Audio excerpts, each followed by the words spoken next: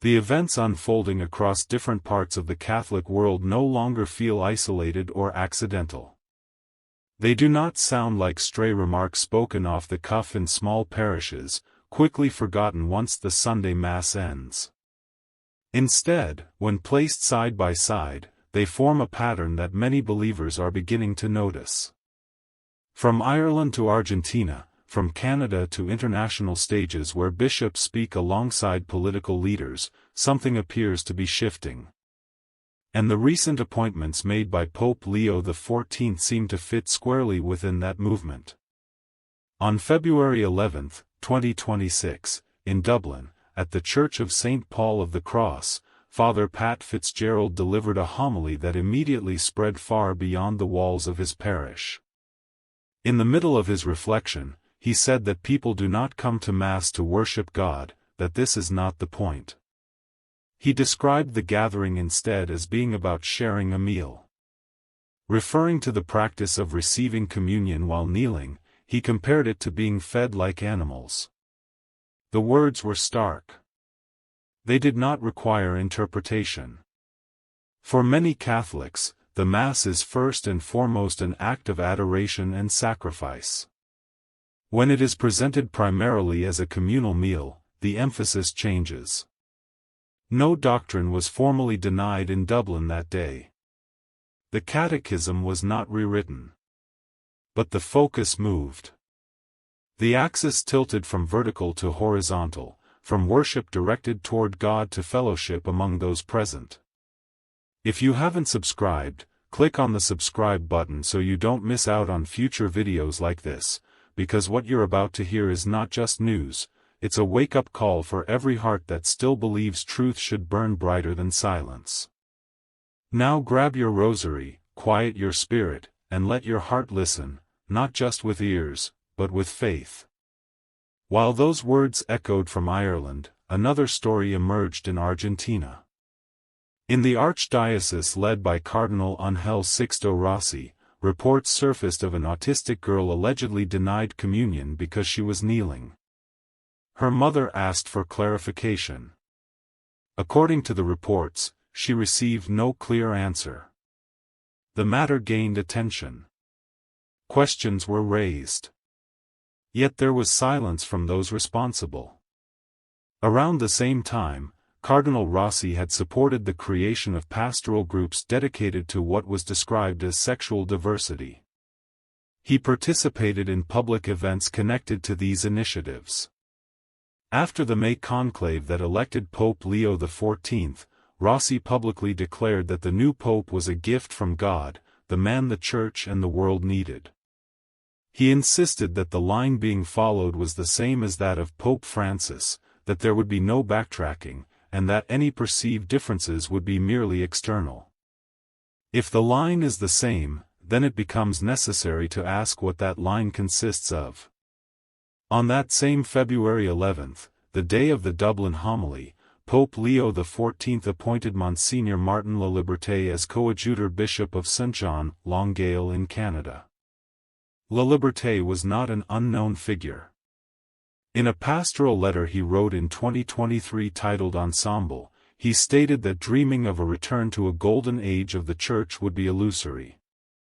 He wrote that the institutional and structural dimensions of the Church are and will be called upon to change, and that this is not a tragedy but a necessary step.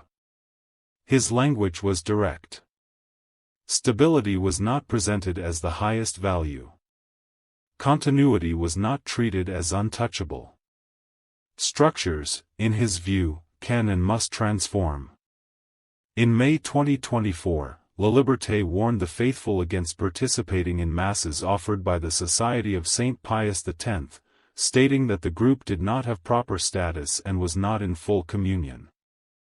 This came despite concessions that had already been widely recognized in the sacramental sphere. The message was clear: the liturgical tradition associated with that society was not the path to follow. Looking backward was not encouraged. In April 2025, speaking about liberation theology, Archbishop Jorge Lozano expressed that it should not be dismissed as Marxism but understood as a way of interpreting social and political contexts. He asked what liberation theology is if not a response to the reality of oppression, adding that Jesus himself liberated and restored people.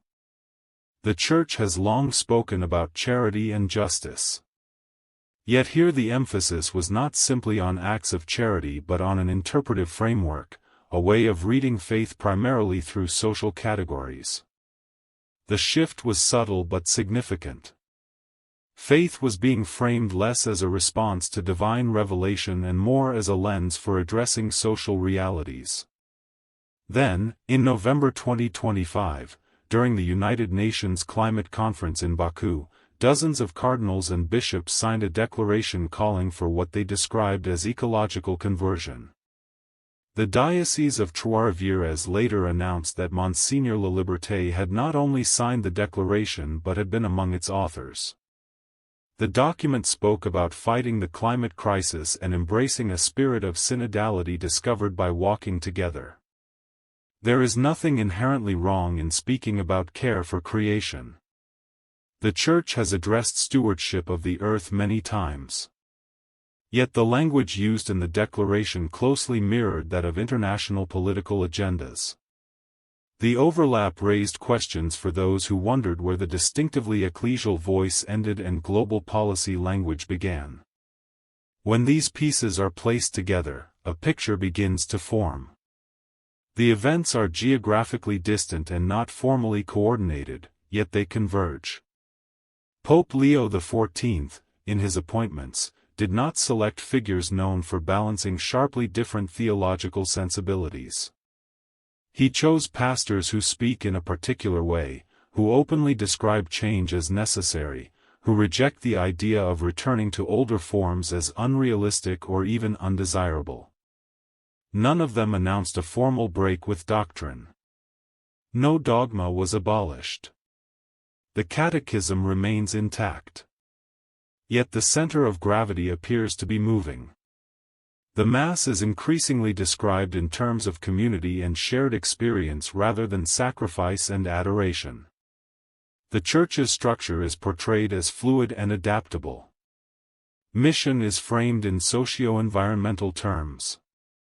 Tradition is often characterized as nostalgia, as something that risks fossilization.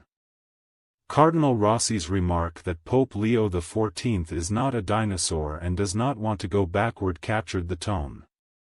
In that phrasing, going backward becomes synonymous with being outdated.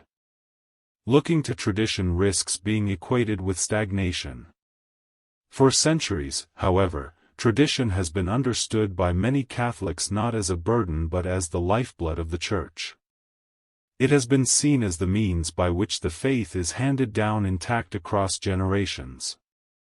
Today, a divide is increasingly felt. On one side are those who insist on doctrinal clarity and the centrality of worship directed toward God. On the other are voices that emphasize processes, journeys, structural reform, and adaptation to contemporary realities. When concerns are raised and answers are not forthcoming, unease deepens. Episcopal appointments carry weight. They are not administrative footnotes. Each bishop embodies a certain vision of what the Church is and should be. When multiple appointments reflect a similar profile, it becomes difficult to view them as coincidental. The phrase, gift from God, is often used in ecclesial contexts, and Pope Leo XIV has been described in that way. Yet every gift also carries responsibility. For many believers, that responsibility includes safeguarding what has been received, not merely reshaping it. The developments of recent months suggest that the direction being taken does not point toward a renewed emphasis on traditional liturgical forms or a tightening of doctrinal language. Instead, it seems to continue along an established pastoral path marked by structural reform, social engagement, and integration with broader global conversations. Supporters see this as necessary adaptation, a way for the Church to communicate effectively in a changing world. Critics worry that adaptation can slide into assimilation, that in seeking to resemble the world in order to reach it, the Church may risk losing the clarity that once distinguished it. The question that lingers is simple and direct. What kind of church is taking shape? Is it a church that adjusts its language and structures so it can better address modern concerns while preserving its core? Or is it a church gradually redefining its center, shifting emphasis so thoroughly that what once stood at the heart moves to the margins?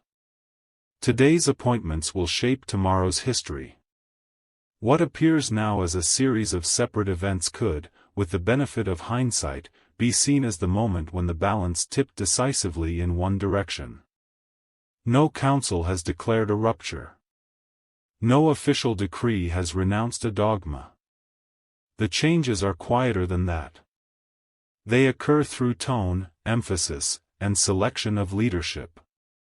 They occur when words once central become secondary, and words once peripheral move to the forefront.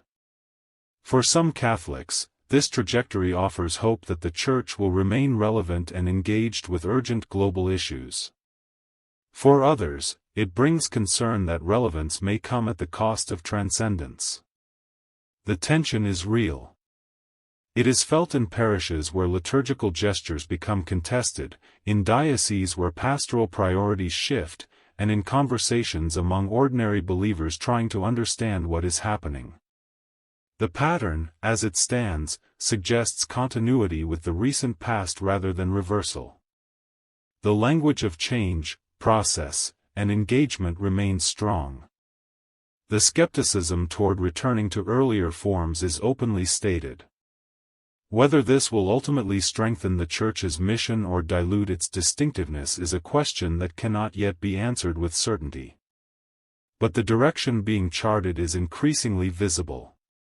In the end, the concern voiced by many is not about isolated phrases in a homily or a single episcopal statement. It is about the cumulative effect of words, appointments, and public commitments. When enough of them align, they signal more than personal opinion.